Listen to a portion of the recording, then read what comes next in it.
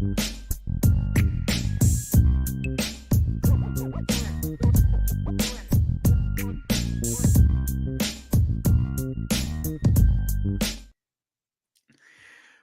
to the show. Thanks for being patient tonight. I'll just get this, out right away because, of course, all the snide comments were directed at me in the chat, and 99% of the time it has been my issue. But tonight, Vince, it was who?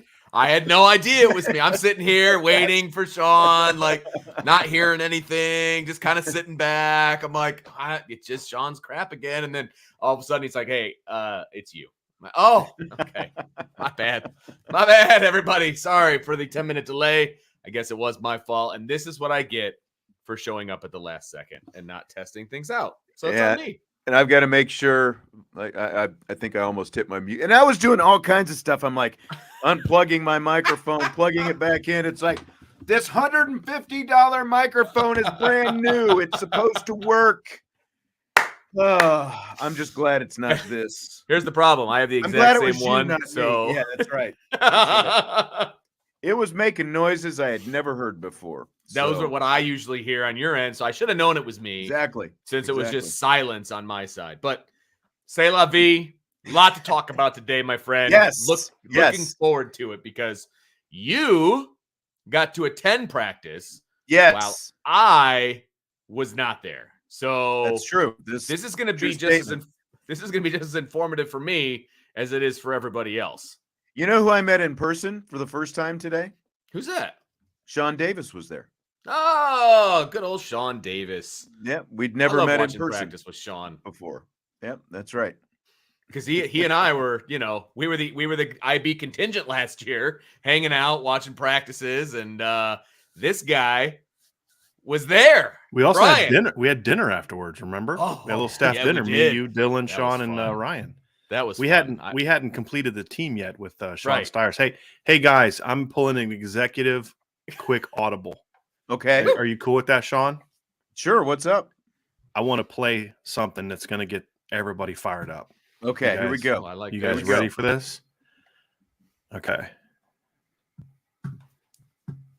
Here we go. First day spring ball, we live. Let's get it, baby.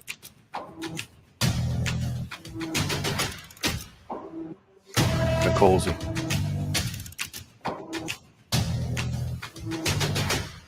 Now is the time. You understand me?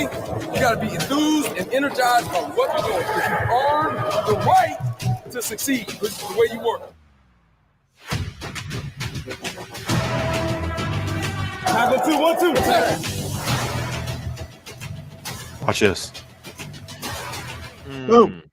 To be fast. We're ready in the game, so slow it down. Last throw from Kenny Minchie's ridiculous.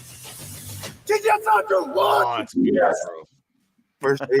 Yeah. Sorry, guys. I had to grab my roster. I was like, who's number one? We haven't had a number one here in a couple. It was, of course, I thought it was Jean-Baptiste, and that's who it was. And then 19 guy making that crazy catch is Jaden Greathouse. Yeah. And then that last throw and catch at the end was Kenny Minchie to Rico Flores. And that was Sam Hartman throwing to Deion Colsey against Benjamin Morrison on that one deep ball. So I'm sorry, guys. That got me fired up, and I want to get everybody else fired up. I like it. That's a good way to get us started after the slow burn. After Vince screwed everybody over. It was all planned. I wanted everybody to be real low, and then you bring them in and you bring them high. See, that's what I'm the good guy. You're the bad guy. I'm the good guy. I got to be the good guy every now and then. It's all good. It's all good. Have a great show, guys. Thank you, sir. I literally, Brian Driscoll, ladies and gentlemen. Yes. I literally play the bad guy every day at school, so it's all good. That's true. It is a role I am very okay with. So very true. It is what it is. Right. Well, what do you want to start with? Do you want to start with some of the little news and notes? Kind of the player stuff and. That I'll just let me say this, since he played the highlight video, the builds and the bodies on the three freshman wide receivers, they had man bodies. They didn't look like freshmen. There. No, and like the explosiveness of Rico Flores, I was impressed. The explosiveness, yeah. the lower body definition, all that stuff. Well, and I saw one route that he ran where it was like he faked two different routes and ended up running a corner route and catching the ball on the sideline. And it was smooth. Like you don't usually see early enrollee freshmen running routes that are that smooth. And like he didn't have to chop his feet and slow down. Like it was all one motion. I mean, it was an impressive display. And I was not anticipating that he's going to get a ton of playing time this year, but he's going to battle for that 2 deep, which I think he might. It's going to be very interesting. I mean, it's wide open. Let's be honest. It's wide It's open. day one. It's day one of spring, and like there's That all too. kinds of wide receiver to talk about. Stuff. Let me get this out of the way here real quick. I keep hitting the wrong There it is. thing. Shrewsberry, according to reports, is going to be Notre Dame's new basketball coach. We'll address that in rapid fire. This is day one of spring football practice. So it's like. Look, we know where our bread. We're talking about football first. we know where our bread is buttered, and we are going to stick with football for a while. But we'll touch on the basketball. It is breaking news, and we're gonna touch on it. But we were gonna talk about Shrewsberry anyway, and then of course right before the show started is when everything started catching fire out there with all the reports and all that stuff. So a few guys gone. Will Schweitzer medically retired. Justin Walters gone. Ron Paulus III. All three of those guys have medically retired. Philip Riley, Caleb Johnson, Josh Bryan, all gone, no longer with the team. Yeah, it's always interesting when they get when he was asked about them in the press conference. No longer with the program, no longer part of the program. Like, I want more news. Give me more information. Give me more. It is what it is. I always want more, but Yeah, exactly. And Justin Walter, like with the depth issues they have at safety and the fact that he's moving on. He'd been here for a couple of years, had made no real dent in the depth chart at all. So, I mean, an unfortunate, medical situation and all that for kind sure. of stuff. But yeah. For sure. Guys riding bikes not practicing today. They started off in the pit. Over on the side, riding the stationary bikes, tight ends Eli Raridan and Kevin Bauman, who were both injured last year. Jadarian Price, remember, of course, he had the torn Achilles last year. Last summer, he tore the Achilles. He was on the bike. It sounds like they're in no real rush to push him back. I think it's probably summer workouts and fall camp is what they're looking at. It sounds like. Adon Schuler, of course, had the shoulder surgery, the early enrollee, and another fellow freshman, Devin Houston. They were all over there. So that was kind of the banged up guys on the sideline. It's always one of the things to look at on the first day of spring because we don't get a lot of information about injuries and things of that nature. So it's always interesting to see who's on the bike and who's done this and who's done that. Well, and I didn't take my binoculars either. It's like I tried to take a picture, but it wouldn't zoom in nearly well enough. So it was It was hard to tell, and so guys who were down on the field asked about it afterwards. Yep. So absolutely. They added a couple of walk-on quarterbacks today. That's interesting. Jerry Rulo and Dylan Devizin and Freeman. Apparently, just met Dylan today. That's wild to me. I know. You are granted a walk-on spot and you haven't even met the head coach. It seems How does that work exactly? Like you've never met the head coach? You're a walk-on, so that means you're obviously a student there. You've been around. Like, I don't know, Dylan, buy a ticket to the girls' basketball game and go introduce yourself. It just seems strange to me that he's part of the program and has never met the head coach. But hey, whatever, man. He's part of the program. Congratulations. I don't know. Right. Didn't really see a full 5-man offensive line unit roll out there today, but the guys who were working, what they did, for a good, again, we were only there for 5 practice periods. So, it's very short. So again, this is when we were there. Joe Walt, Blake Fisher, the obvious, Zeke Burrell in the middle. Andrew Kristoff and Rocco Spindler seemed to be kind of getting the bulk of the work with the first team guards today. Yeah. So And which I think is interesting. I was not anticipating that Rocco would be working with the first team, but again, it's a no padded situation. There's It was all just Saturday. drill type stuff. Saturday, they're probably still going to be in shells, which means helmets and shoulder pads, nothing on the lower half. So probably more of the same. So it's going to be, we'll see who they trot out on Saturday. But again, it's FSA, which is the stretching and the first 5 periods. So, not going to see a ton, and it's frustrating. Billy Strouth, Michael Carmody, they were working in there as well. But, again, day one with drill type stuff is pretty much what it was. Yeah, absolutely. Couple, what would you call it? I don't know, like not promotion. Well, maybe promotion. I don't know. I would say, because this is what Brian Kelly always used to do, is he would add words to their title so that they could get a raise. That's true. That was always kind of how it worked. And I'm not saying that I'm not saying with these that's what this is, right? But it's a promotion. I would say it's a promotion. You add the word coordinator to their to their title. Sure, why not? Yeah. Mike Mickens, the cornerbacks coach, is now the passing game coordinator for the defense, and Dylan McCullough is the run game coordinator for the offense. So deservedly take it for so. what it's worth. Yeah, like what are we gonna notice anything? Nope. Probably not, but nope. New titles to go next to the names. My guess is they'll notice it in their paycheck. And look, it's a reward for being a really good 2 coaches. I think we would all, if we were ranking the coaches last year, I think both of those guys would be towards the top. If as far as who we think are the better coaches on the staff and who have had the most impact and et cetera, et cetera. Corners and and running backs, right? Corners and running backs, they're pretty good last year. I think we can all say that with sincerity, and they probably deserved a little bump in pay and responsibility. And we all know that everybody, Marcus Freeman said it, right? So I'm not giving anything away, that every coach on the staff got interest from other college programs or NFL programs. So, that's a good thing. You want to keep these guys around. They're good coaches. And if that means shelling out a little bit more dough or, reprinting the business cards, so be it. Got to do it. Got to do it. That's right. Got to do what you got to do to keep good coaches around. That's Absolutely. Right.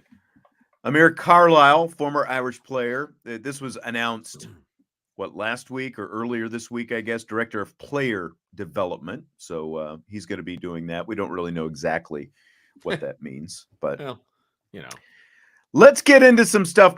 Before we get into some stuff, Marcus Freeman said 2 different things. Smash that like button if you would. We appreciate it, and it helps out Irish Breakdown.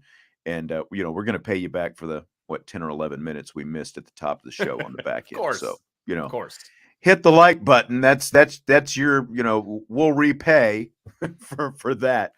The other thing, if you missed the interview that we had last night with Tyree Bracey, head to Apple or Spotify or wherever you get your podcasts and check it out. Had a good time with Tyree Bracey talking about his pre-draft prep and all that stuff. That was a great interview. I was watching it on my couch. I decided not to troll anybody while watching. I didn't get any questions in for Tariq, but that was a great interview. You guys nailed it, and the fans in the chat nailed it with some of the questions. It was awesome. It was a great interview. Yep. Good stuff, and good luck to him as he's coming into town for Pro Day. We got the Pro Day schedule today, and I think you texted me, fell asleep looking at the oh my schedule, gosh. but it is the schedule almost 4 hours long. Isn't that what I read? Well, and they it looks like they're including like the weightlifting and some of that stuff as part of the media stuff. We've never really, that I remember, have been able to see any of that before, but it looks like they're going to make that available to the media this year. The the bench press reps and all that. Sure. Kind of stuff. Yeah. They usually do that. So in the past, they've done all that in the Goog, right? In kind of the weight room area, and they do it off limits. Like we don't get to see that. We were always in the Loftus Center. The Loftus, right. And then they would kind of matriculate out, and we'd all be just sitting there twiddling our thumbs, like waiting for them to do the stuff behind closed doors. And then they would come out, and it was a painful process back then, and at least you get to watch this time, I guess. Yeah, but I guess I've watched a lot of bench presses in my day, and I'm good. Yeah. It's just So let's get to some comments now from Yes. Marcus Freeman. We've got a lot of different comments for Marcus Freeman, and an interesting one. Like speaking of positions and titles and all that kind of stuff. Remember when athletic director Jack Swarbrick did his video chat or whatever it was? What's that been? Maybe 3 weeks ago or something like that. Now at this point, it's been a few weeks anyway. He mentioned that they're going to create a general manager position. Right. And apparently that's news to Marcus Freeman. Jack hasn't told me about a general manager position. We have a director of player personnel position that Dave Peloquin was in, and obviously he is now in a different position, a different role now. But we're looking to hire a director of player personnel. We've interviewed a couple guys and hopefully make a decision probably by the end of this week. Okay. So don't know what the general manager – I don't know what to make of this, Vince. Did he just say they were interviewing for the director of player personnel position? Yes. That they just announced today? And that's what I thought as well. Okay. And no, director of player development is Amir Carlisle. Okay. So then there's director of player personnel. Okay. Gotcha. Okay. Well, I mean, all those positions are important, obviously. I mean, it's fine. So, I have no. So maybe whether it's a general manager or a player personnel or whatever, it's the same, Yeah. job description. It just depends on what you want to call it. I think calling it a general manager at the college level is a little weird. I guess I like the player personnel title a little bit better, but it's tomato. You know what I mean? Like it's still going to be the same job responsibility. So yes, I concur. Okay. So he was also asked about Brandyn Hillman's decommitment, the athlete safety. I don't know exactly what we're calling him, from Virginia, right? And he was asked if like that kind of situation is possibly going to be the new normal. No, I don't. It was his own personal reasons. I'll let Brandyn tell his story, and I'm sure at some point he will, but it was his own personal reasons. And I don't see that being a new norm. It's unfortunate for us that, he didn't come here, but, it was really a personal decision that he made. And so we have to look at, our safeties room and say, okay, after spring, do we need to get a transfer, for the depth of the room, and that's what 15 practice is going to be able to tell us. And that's what's the beauty of this thing is that you're not really preparing to win a game on April 22nd, but really you're saying, okay, where can you look at your roster and positions and say, hey, do we need an addition here? Do we need at some spot to be able to have some depth and maybe go get somebody out of the portal? So do you want to start with Brandyn Hillman or do you want to start with the transfer portal part there? Well, I'll touch on the transfer portal part since that, okay, I'm like a dog and a squirrel. It's the most recent thing in my head. So I'm going to go with that one. I get where he's coming from as far as, okay, we might have to look at the portal, et cetera, et cetera. Okay. I get that. I just still feel like there's an answer right in front of your face, at a different position in Clarence Lewis. Like he's right there. Right. But he did say we've got 14, 15 practices, get through the spring, and then we can decide. So sure. I was hoping that they would have made that decision. And that'd be one of the things that we're talking about today, that we saw Clarence Lewis practicing with the safeties. Like that's what I was personally hoping for, even knowing it probably wasn't going to happen. But you got a ready-made solution right there. Now, you still may have to go to the portal for some depth. I get that. I totally get that because I wanted to see Clarence Lewis go to safety regardless of whether or not Brandyn Hillman was going to be part of this roster. So if you need to go to the portal, I get it. Yeah. It absolutely makes sense for him to do it. And the spring is the time to do it as well. Absolutely. Again, we're going to talk about Chris Tyree and wide receiver and stuff like that in a little bit, but spring is the time to do it. If you're going to experiment or move a guy or whatever, you can always move him back if it doesn't work out after the spring. And then, maybe you decide you're going to go after a couple. That it would seem like it. I completely agree with what you're saying. It would seem like an easy solution. Now, as far as the Brandyn Hillman part, Marcus Freeman said, well, I'll let him tell his story. within hours after Marcus Freeman's press conference, Austin Meek, who covers Michigan for The Athletic, has a quote from Brandyn Hillman. Quote, "Admissions denied me for Notre Dame. As you can see, I could have committed to any other school. Notre Dame had requirements I had to meet, and I didn't meet it." Wow. End quote. So he came right out Wow. and spoke not just his truth, but apparently the truth, the Yeah. admissions thing that we talked about. I tell you what, I got a couple of thoughts on that. Number one, good on him for being honest. That's awesome. I have a lot of respect for that kid, that he's just like, look, here's what happened. I didn't do what I needed to do to get in. That's on me. I mean, he ate it. That good for him. That's an adult decision, and I appreciate that out of him. Number two, I actually appreciate what Marcus Freeman said as well, because he allowed Brandyn Hillman to put out there whatever he wanted to put out there. Right. It could have been a complete word salad, or it could have been a lie. It could have been whatever to make Hillman sound better than the situation maybe warranted, right? He allowed that. And I give the Notre Dame football program a lot of credit for that too, because there's been a lot of heat going. First it was at the program, then it was at admissions, and then it was at the kid, and, all over the place, right? Marcus Freeman's like, look, he made the decision. I'm going to let him tell you what happened. And then Hillman said exactly what happened, exactly what Brian and IB have said is what happened all along. Right. And it doesn't get more clear than, quote, "Notre Dame had requirements I had to meet, and I didn't meet it." End quote. There it is. Blunt and honest as you could be. And like you said, for a 17, 18-year-old kid, you've got to respect him coming out and saying that. And I agree with what you're saying about Marcus Freeman too. Like, let him tell his story, and we'll live with it afterwards. Yeah.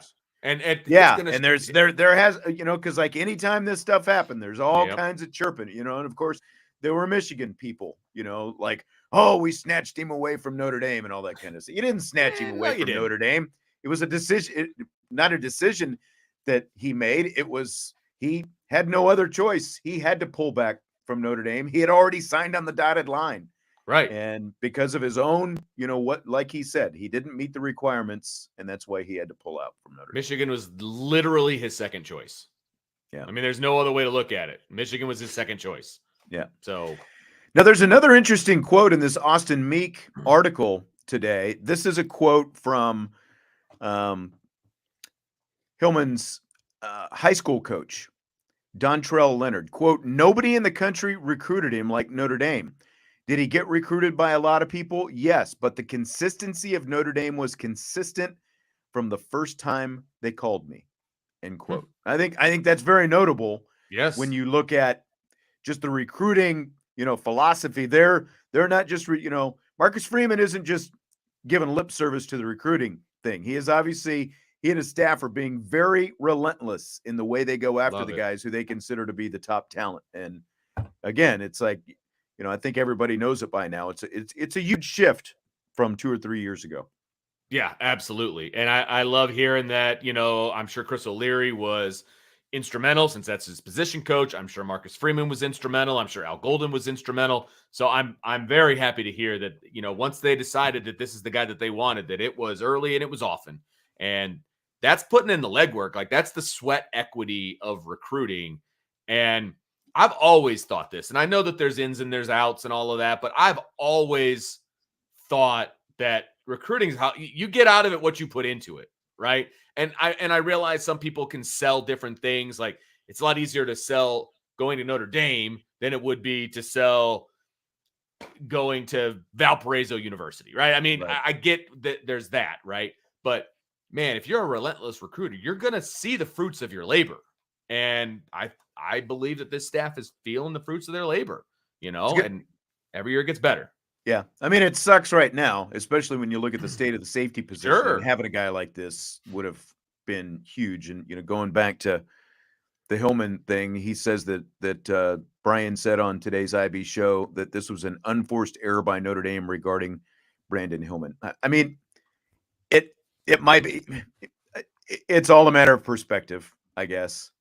Like, it is what it is at this point, because he's gone. Whether you want to blame the administration, should they have, should the requirements be what they are? I don't know. I like the specifics of it, but the fact of the matter is he's not here now. And the Right. kid did stand up and say He owned there it. were requirements he needed to meet, and he didn't meet them. So I love that. I will be following this kid, and even though he's wearing the wrong colors and he's, playing for that team up north, I have a lot of respect for him coming out and saying that. I really do. Yeah. All right. So an interesting comment about the defense, and he started off talking about the defensive line, Marcus Freeman did. And then he went into a little bit like a different way that the defense is going to be doing things this spring. And I thought that this was really interesting. Find at some point the emergence, you're going to use probably 8 guys for sure, maybe 10, and so it's going to be exciting to see the emergence of those guys. And it was something cool I saw today in the defensive unit meeting. They're going to kind of every practice day announce starters for practice and give guys different roles and say, hey, you're a starter today, and it's going to be kind of cool to see some of those guys that might be 2s or 2.5s now going with the 1s. Let's evaluate your day when you're a starter. So I'm excited to see the development of that group specifically. Different sets of starters every day for the defense. Vince, what do you make of this kind of interesting move here? Love it in the spring. I would hate it in the fall. Like that's what the spring is for. The spring is for, let's see what everybody's got, right? I love that because a lot of things can happen from the time that they set the depth chart in the middle of August or late August, right, until now. And sometimes you can get lost in the shuffle. You get put on the scout team or, whatever. This is kind of a blank slate for everybody. Let's see what you got, man. I mean, and it seems like an easy way to, for example, maybe you've got, the guys who you consider your number one defensive line. Maybe you've got JD Bertrand at Mike linebacker. And then, there's Jalen Sneed over there at Rover, and Bertrand's on the field at the same, and whoever. See some combinations. It seems like an easy way to do what we've been talking about, and what people I think have been wanting is to mix these young guys in to see how they perform with some of the other guys who are more experienced. Love that, and I wouldn't if they're gonna do like the new starters every day, right? Definitely have some of these younger guys in with other starters and see what those combinations can look like, because you never know. You might be surprised. Maybe Jalen Sneed plays really well with JD Bertrand or whatever combination that you can come up with. Maybe that's a great pairing. Maybe they play off each other really, really well, and it's not something that you would have thought about, but you saw it in the spring. You've got it on film. It's like, okay, maybe we've got something. Maybe there's a package where we can get those guys on the field together, whether it's on the defensive line, whatever the case may be. I love it. I think that is so great because you're not preparing for anything specifically. Right. You're not. You're just improving yourself. You're improving your own skills. That's it. And again, what spring is supposed to be about. The more time you get, the more film you get, the more you get these guys on film, the better off you're going to be in the offseason and then moving forward. More live reps. Get as many live reps as you can for these guys. I agree.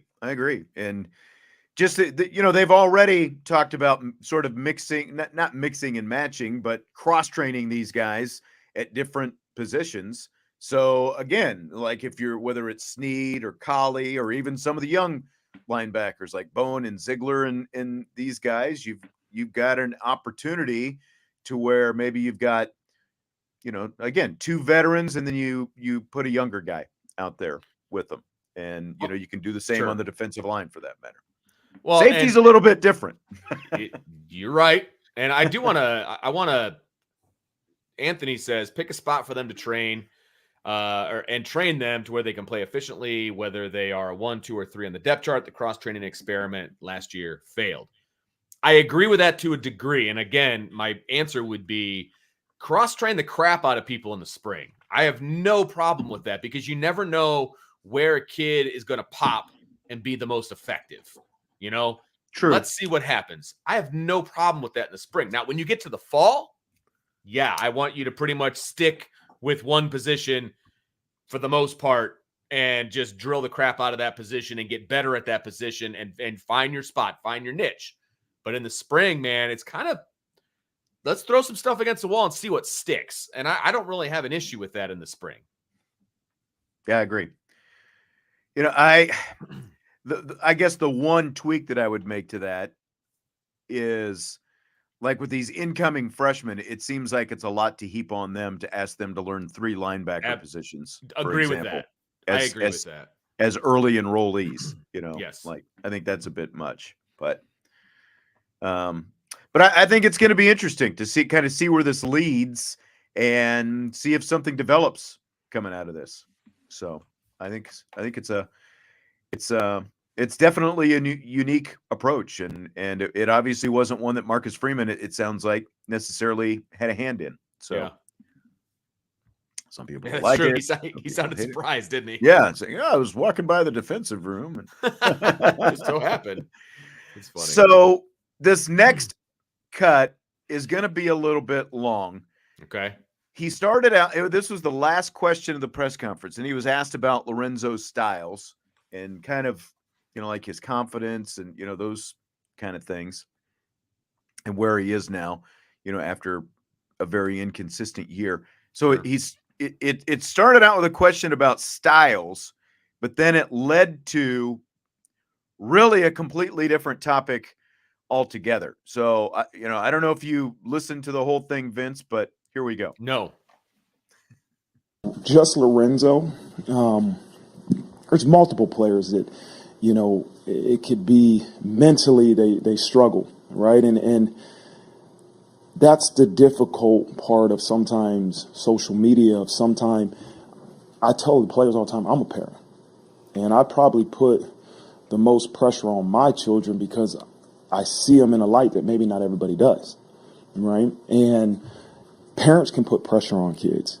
Media can put pressure on kids. What they have to do is really just, I tell them all the time, stay in the middle, right? And if it's criticism, it is what it is. It's praise, it is what it is. Stay in the middle and don't let it sway you off of the things that it's going to take to have success. So to answer your question about Lorenzo, same thing.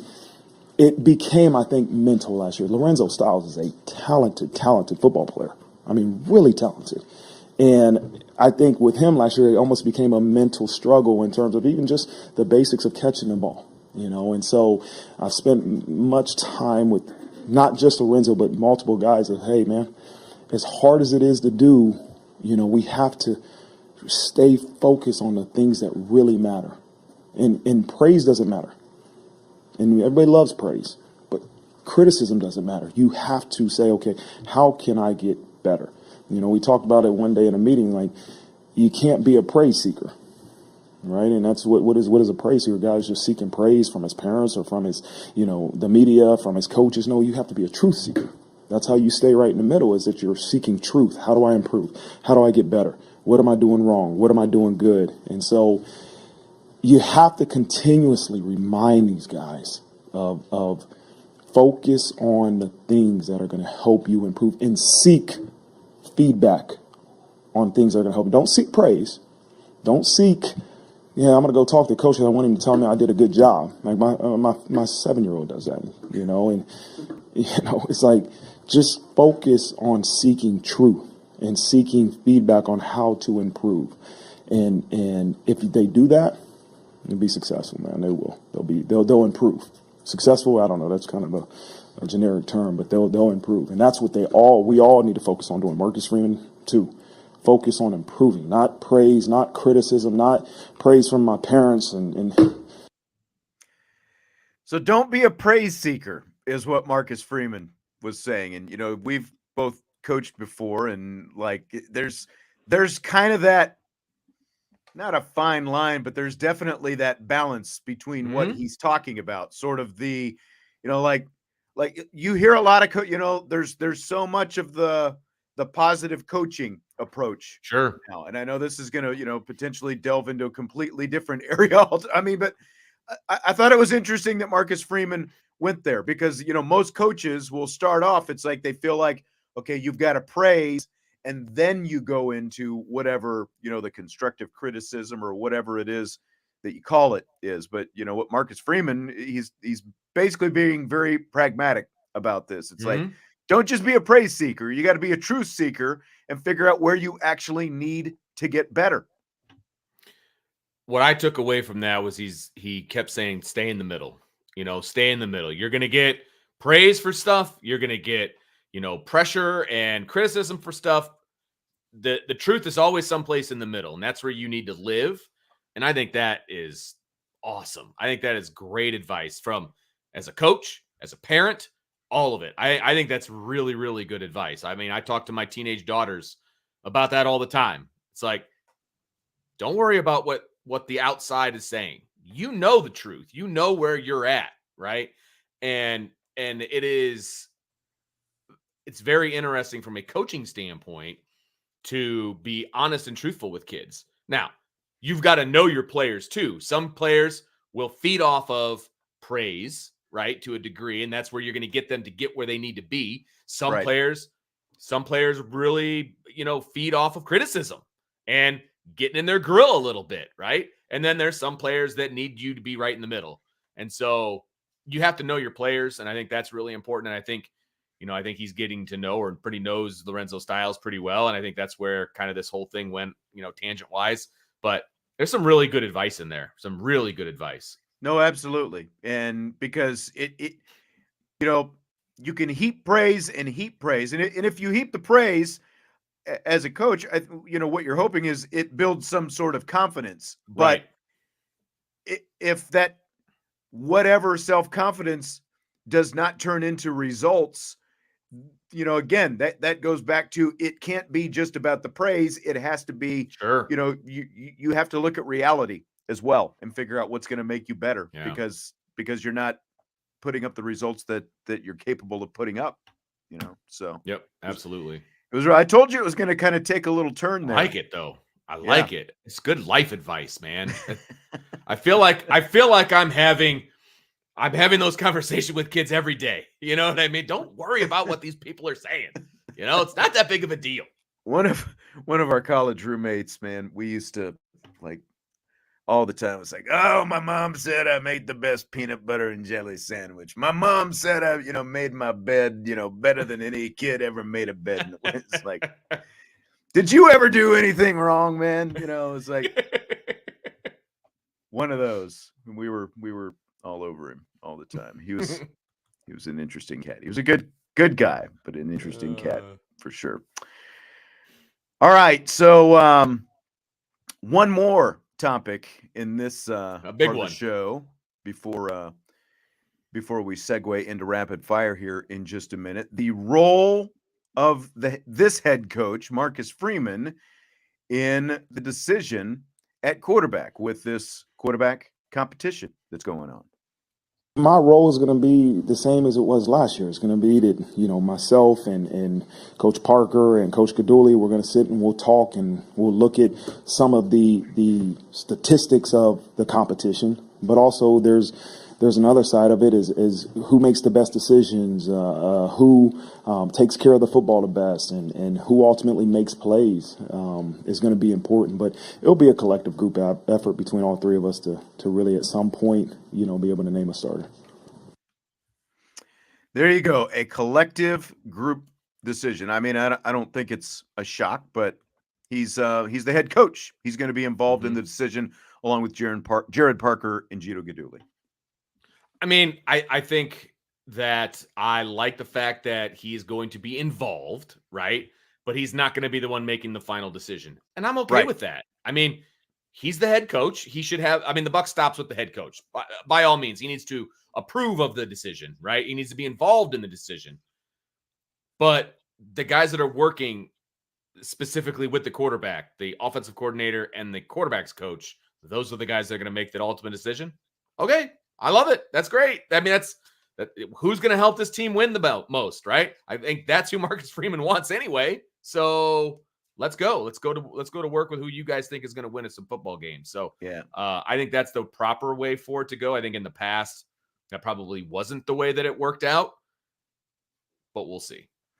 On the subject of quarterbacks, Anthony you're going down the wrong path early, Anthony. You need to find the middle ground between praise and like.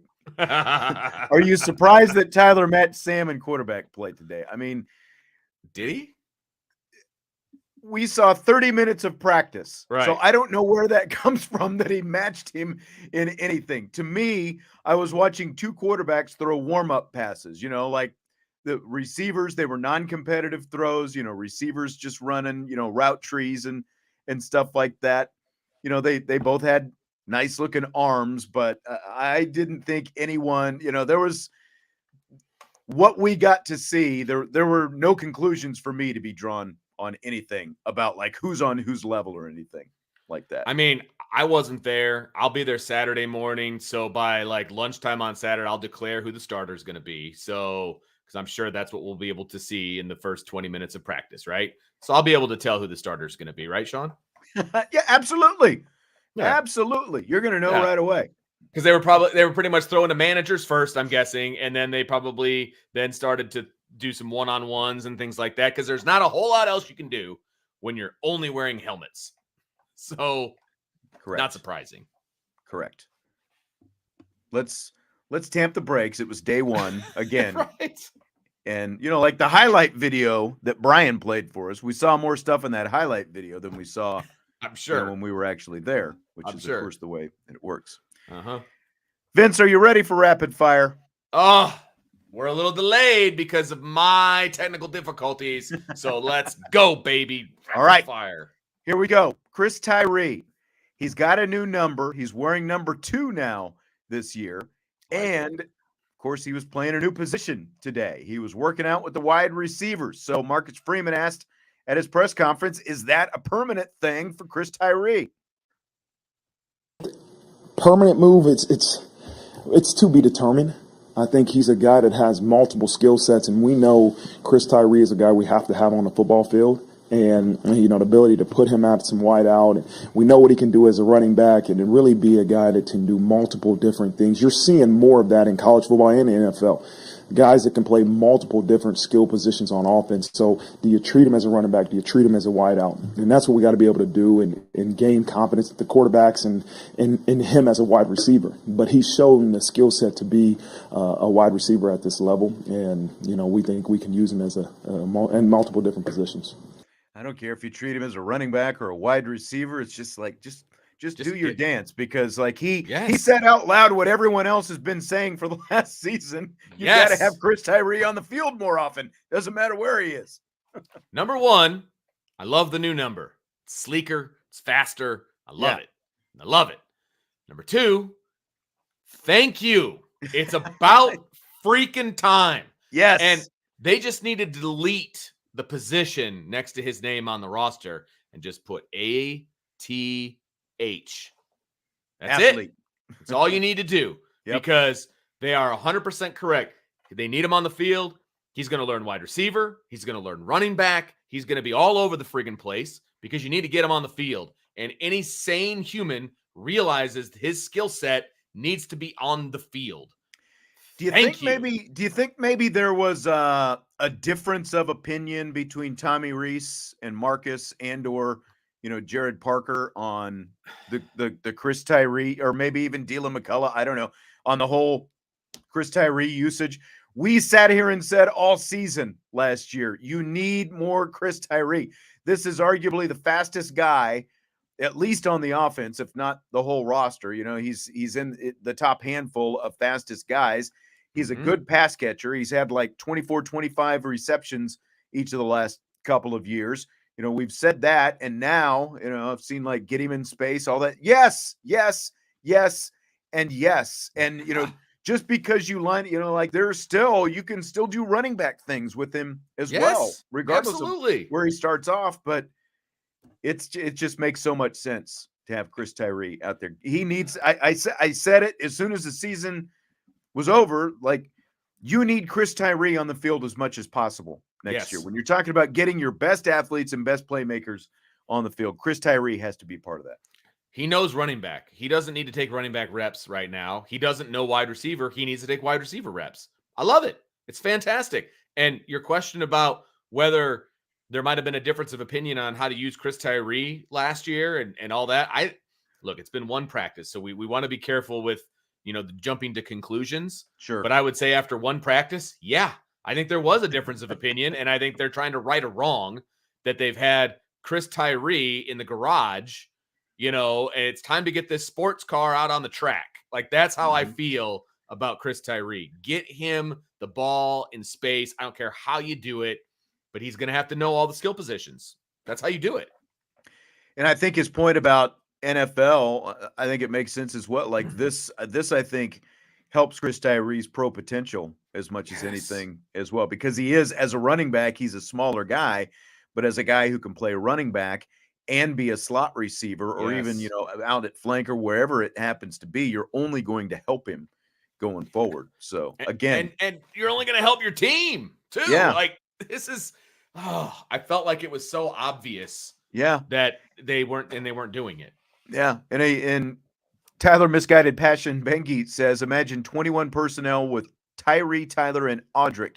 You've got to worry about the inside run, quarterback pulling, outside run, or pass with Tyree. Sure. I mean, every level is threatened. Red zone, baby. Because it's 21 personnel, but it might as well be 31 personnel because of the fact that you've got Chris Tyree on the field. And there's so many things he can do. I am not an offensive genius, but you can do a lot of things with that formation in the red zone. A lot of things with that formation. And then you put Thomas or Greathouse on the outside who are just going to be able to go up and over everybody else. Like, there's just a million different things that you can do, obviously. But I mean, just let's have some fun with this thing, man. Like, that's what offense is to me. Let's have some fun with it. Absolutely. I love it. So another thing that Marcus Freeman discussed was the past experience that he has with some of these new coaches on the staff and the importance of that. I think there's nothing more important than experience with somebody. Like, I don't have to wonder what this person is like when I'm not around. And that's why, if they're great coaches and you had the opportunity to work with them, you try to hire them because you know exactly what you're getting out of that guy. And that's why when I can find a quality coach that I know can be the best at his profession, but also I have a personal experience with him. I'm not saying we're friends. We either worked together. Coach Rudolph was at Ohio State when I was a player, but I knew what type of person he was. And I've kept in touch with him as he's gone through the coaching profession. That's important. I didn't know Marty Biaggi, but I remember when we were playing Purdue when I was defense coordinator, and I was sitting in a special teams meeting, and they did some unique things on special teams, and it was really good. And then I still know some people back in West Lafayette from my time there, and he does too. And, somehow his name got brought up. And so I was interested in interviewing him last year before I hired Coach Mason. So I didn't know him personally, but I had talked to him before. I knew enough about him. And so it's important because you need to know that when you're not around, you can trust those guys that you're working with. Got to know when you're not around, you can trust those guys. That is Vince. So crucial when you're putting a staff together. It's so crucial. And I know, look, I hired a staff at the high school level. You hired a staff at the high school level. Trust was by far the number one most important thing to me. Are you going to be, if I'm not there, if I have my back turned, if I have to go talk to the AD or whatever, is my message going to permeate through what you're doing? Can I trust you? Can I trust you with, I mean, I know this is a very specific example, but can I trust my JV coaches to take the JV team to a different county while I'm coaching the varsity and trust that things are going to go the way they're supposed to go, right? Mm-hmm. Trust Trust is so important. I can teach a guy X's and O's. I can. If you're a good teacher, and I'm not saying teacher in the classroom, but I'm saying if you can partake your knowledge to someone else, if you are a good teacher Right. of whatever, I can teach you the X's and O's and then you can teach it. But trust is so incredibly important. It's the number one for me as I was hiring people. Number one. And the thing about, being sure that when you're not there, the message that you want out there is the message that's getting out there, and you're not getting mixed messages or, even stuff behind your back or whatever. Now you expect at this level guys to be more professional than you, but like stuff happens. And that doesn't mean that it happened previously, but what he's saying is you hire guys that you got experience with, that you're going to be on the same page with them. And I do think that's really important. Just all the things that you're talking about. Well, and you can see, and you can parlay this to any job, right? When you've worked with somebody, whether they're your friend or not, right? And he was very specific to say that, you can still see their work ethic. You can still see how they interact with their coworkers. And by that, I mean like the players, right? You can see how they go about their daily business.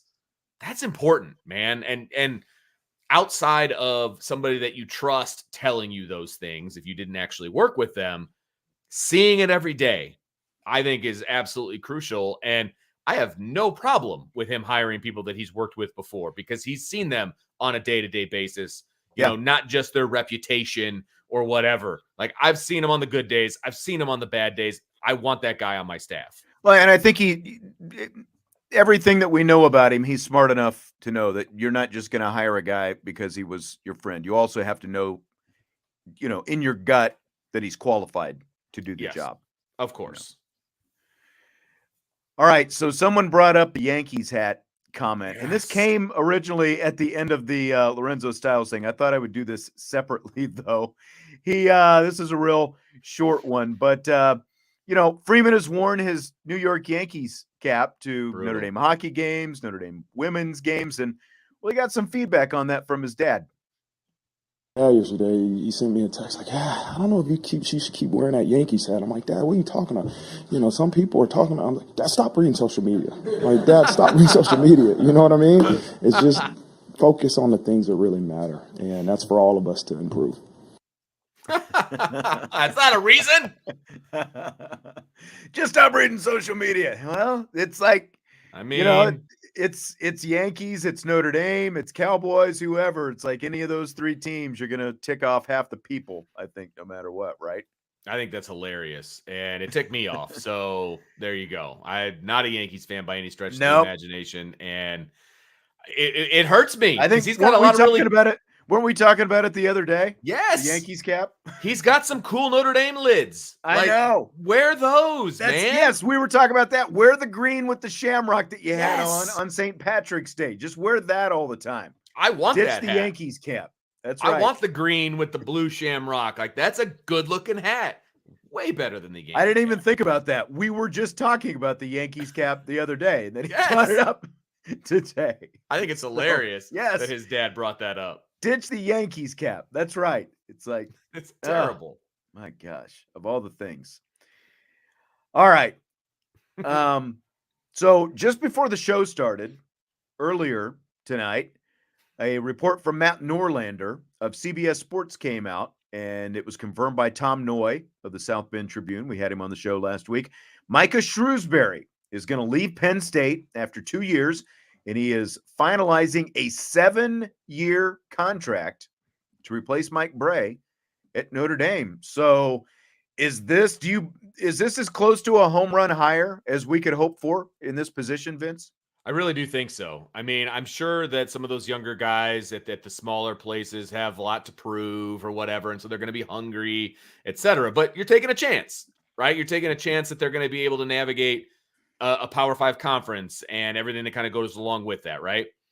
Micah Shrewsberry navigated the Big Ten and did a pretty darn good job of it this year.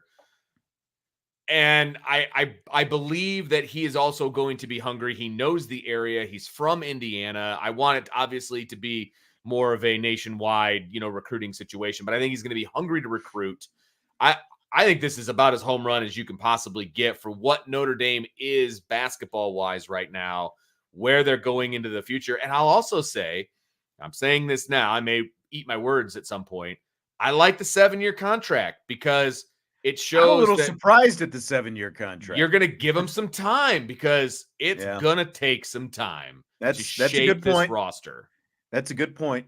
It's interesting. His son, I guess, is an incoming freshman, and he's supposed to go to Penn State next year. So I wonder. Bring it up. I don't know. Well, I don't know what his academics are like, True. but It's true. potentially, again, like someone he could bring with him and start that rebuild process. And he's got the Brad Stevens background. He was part of those Final Four teams, those national championship, going to the national championship game for Butler on the staff there, before he became a head coach. And from what I understand, Jack Swarbrick being an Indianapolis guy and Brad Stevens and all that kind of stuff, that connection means something to Jack Swarbrick. So maybe that played a part in it. And you're right about the 7-year contract. I hadn't thought about it in the terms you were talking about. Like, it's going to take some time. I was thinking of it like maybe it took a 7-year contract to pry him away, which is from possible, Penn State for whatever their counteroffer was. Sure, that kind of thing. But I'm sure way, Penn State tried to keep him. I mean, absolutely. That according to the report that was out yesterday, there was an offer on the table from Notre Dame, and it was a Penn State reporter who said that Penn State, had upped their ante quite a bit to try to get him to stay, and he was supposed to mull it for 24 to 36 hours. Turned out to be less than 36. Here we are. So here we are. Yeah, so. I mean, he's not a guy with a long track record of being a head coach, but they made the NCAA tournament in his second season, and it's Penn State. They made the NCAA tournament a heck of a lot less than Mike Bray did during his 23 years at Notre Dame. But I mean, he's impressive in the short term, and he does have that Brad Stevens connection. He is an Indiana guy. He did coach here at IUSB, which is crazy, as an assistant coach. He was an assistant at he was the coach at IUSB, Indiana University South Bend, prior to joining Brad Stevens' staff down there at Butler. So I absolutely, I think this is, like, when you look at the other potential candidates, and I think that they were qualified in their own ways, the guys like DeVries at Drake and Langle at Colgate, but they were mid-major guys. And this guy is at least coached in Big Ten, even though they still haven't had, there's what, one Big Ten team left, I think, right now. I personally do think the Big Ten can be a little bit overrated year in and year out, but still they had more still teams. They were a better conference than the ACC is what right. I'm saying. Yes, absolutely. Yes. He's still navigating a Power I don't mean that as conference. a backhanded compliment. I'm just saying. Yeah, right. Yeah. I agree with you. And I don't mind the 7-year contract. If he's not doing a good job, they're going to fire him anyway. It doesn't really matter. I mean, they'll just owe him some money on the back end. Okay, right. That's fine. You take your chance. They did. Look, here's the takeaway, people. Notre Dame did what they had to do to make it happen. Right.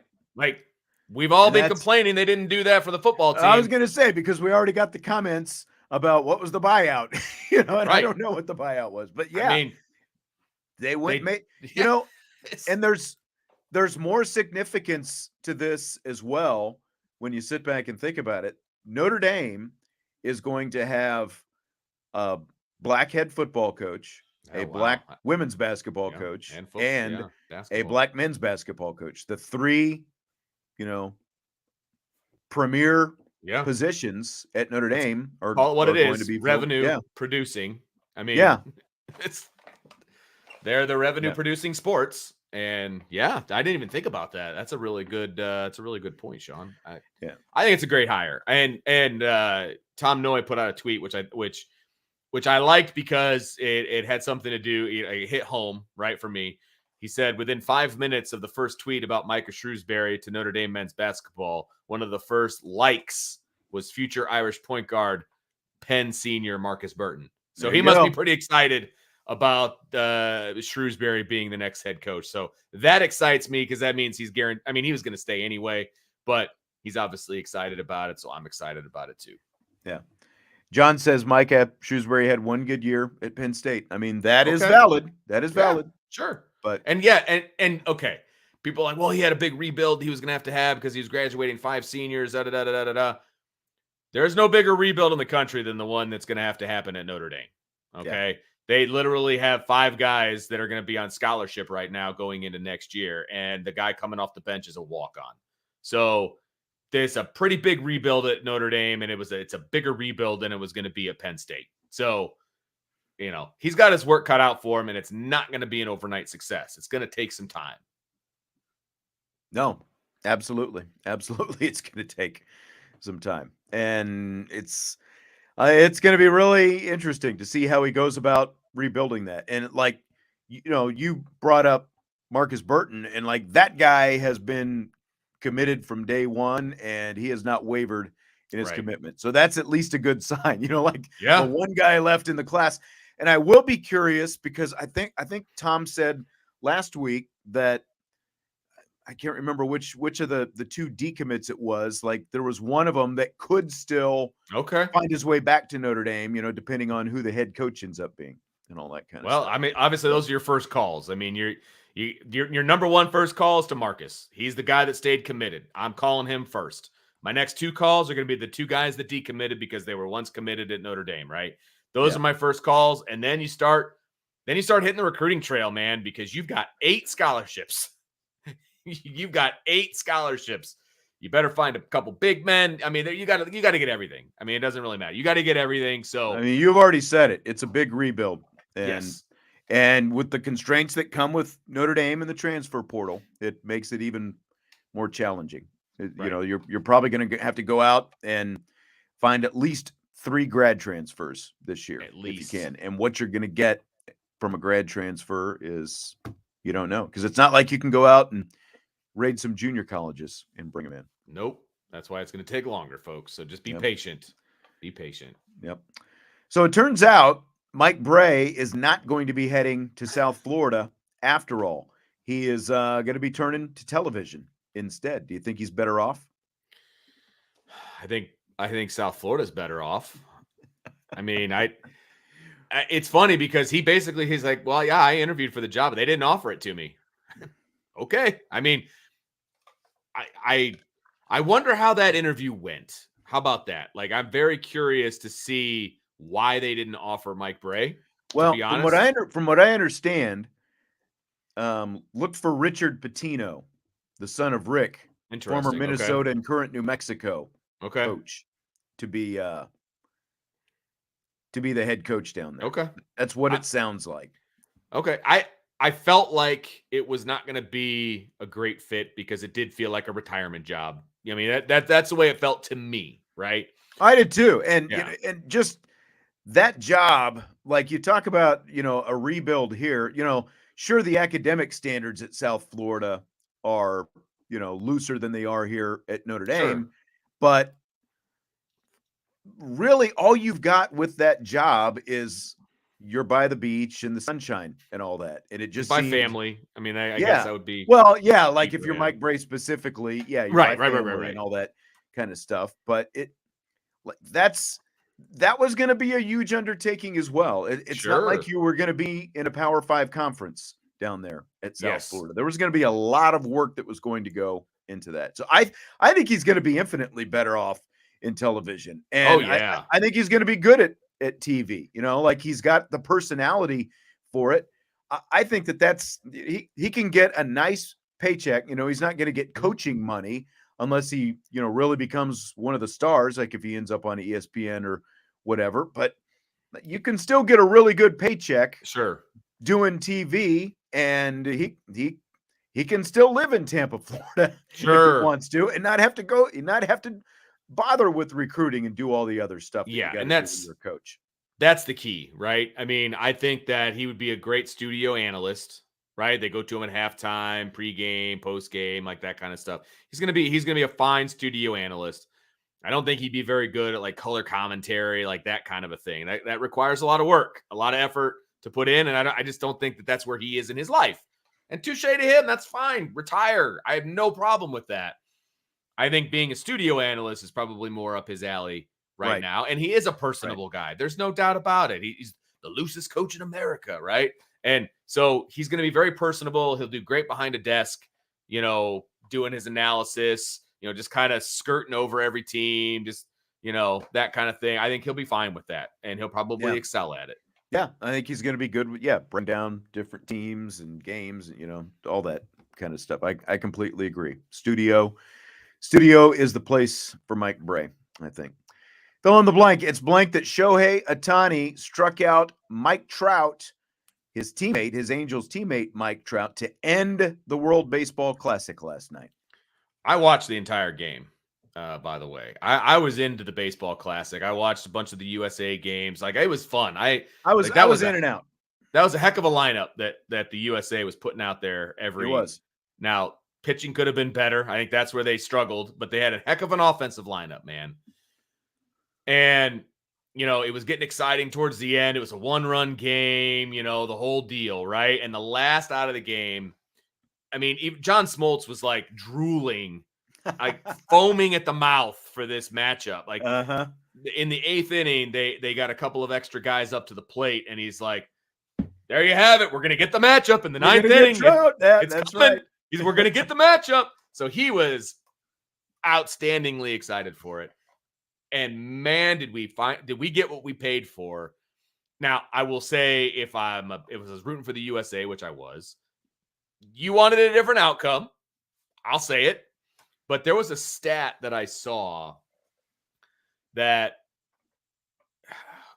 it was some ridiculous stat about how Mike Trout doesn't miss when he swings. Like, there was only like 12 swing and misses all last year, something ridiculous like that. And he swung and missed 3 times in that at bat to strike out. Like, it was good on good. It was a really impressive matchup. If you're a dork like me and you, when it comes to baseball, like, that was just a great matchup. Stinks that he didn't get on base or, hit a home run or whatever to keep the drive going for the USA. But man, Japan earned that win. They earned it because they shut down that lineup. They did. And, Merrill Kelly in the first inning is kind of what it came down to. As somebody, Sure. vanilla chill, Merrill Kelly, not ideal for a championship. No, not wrong. I mean, kind of came down to that. If he hadn't given up, the runs early on, it would have been a different story. They had to yank him in the 2nd inning. Yeah. But it's the World Baseball Classic, and Shohei and Trout are 2 of the best baseball players in the world. And so to have that matchup at the end and the fact that they are teammates, I mean, it is made for TV, just, like what Smoltz was drooling over, like you said. So it was awesome. It was great tension. The World Baseball Classic is a lot of fun. It's like I loved it, man. Yeah. It only comes around every 3 years. The atmosphere is just so different than any other baseball game. And I think that, like, people could get excited about those, if they found a way to do this more often. Well, and it's fun to get excited about baseball in March. I mean, it just was. Yeah. Like, it was, for me, it was must-see TV. Like, I was once they got to the knockout round, like, I didn't really watch the pool play, but once they got to the knockout round and USA advanced, like, it was must-see TV for me. Yeah. And I really enjoyed it. And I'll tell you what, MJH Irish 84 said Schwarber was incredible. That last at bat by Kyle Schwarber was awesome. Like, I'm watching, he fouled off 5 straight pitches to right field, but hit him so hard. Like, the one almost went out of the stadium. Like, it hit the roof. I was like, oh my gosh. If he ever puts one in play. That's the thing with him, man. Anything he makes contact with is going to be hit hard. Man, like, that was an unbelievable at bat too. Just foul ball, crushed home run. Like, it was, that was an awesome at bat with a good USA outcome. I mean, he crushed that ball. Yes. And that's what Jesse texted me after that. He's like, shouldn't have thrown that pitch. Well, he did. And it makes me even more sore about the fact that they got rid of Kyle Schwarber on the north side. I mean, I realize he's bounced around a little bit. Since he left, he was with the Nationals. He's with the Red Sox. He's with the Phillies. And I believe he has another World Series. So I was going to say, went to a World Series with the Phillies last year. So and he's making a nice paycheck. Yes, he is. I just wish he was still wearing the Cubby blue. Yep, I agree. All right, well, that's going to do it for tonight. We will be off tomorrow because it's travel day. I'll be heading out to Greenville for the Sweet 16 with the women's basketball team. And then Friday, we will have our 5 o'clock rapid fire. I'll be out there in Greenville and on the eve of Notre Dame, Maryland, Saturday morning, bright and early, 11:30 a.m. Is that what time the game is? Yeah, you didn't know that. Yeah. 11:30 a.m. tip-off. That's right. Second year in a row they've had the early game. Wow. Okay. All right. I'll be tuned in. It'll be fun to watch. I'm ready. Yep, me too. Because I won't be going to Gamebridge Fieldhouse like I thought I was going to be. So there you go. All right. Well, we will talk to you Friday then on IB Nation Sports Talk.